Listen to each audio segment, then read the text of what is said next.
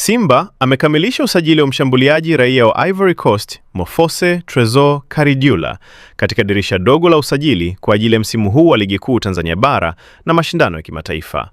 Karidioulah mwenye umri wa miaka 27 amejiunga na kikosi cha Simba huku akiwa na rekodi ya kucheza katika ligi mbalimbali za Afrika na uzoefu wa kimataifa.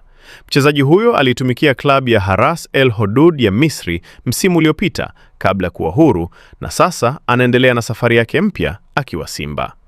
Kabla ya kuichezea Misri, Karidioulah alionyesha ubora wake akicheza kwa vilabu kama Williamsville AC na ASEC Mimosas ya Ivory Coast, na pia alikuwa karibu kujiunga na Marumo Gallants FC ya Afrika Kusini kabla ya kupokea ofa ya Simba.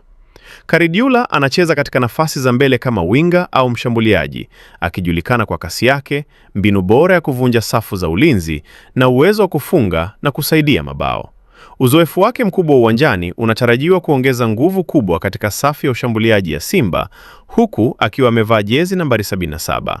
Kocha na uongozi wa Simba wanamuona Karidioulah kama kiungo muhimu katika mipango ya klabu kushindana vyema ndani ya ligi na mashindano ya kimataifa msimu huu.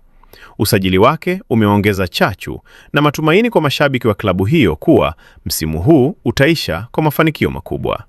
Kwa taarifa zaidi, usiache kusubscribe chaneli yetu hii ya Usajili Wetu, uwe wa kwanza kupata taarifa zote za kimichezo. Pia tunapatikana kwenye mitandao yote ya kijamii kama Facebook, Instagram, TikTok pamoja na Twitter kwa jina la Usajili Wetu. Jina langu ni Shabby Graphics.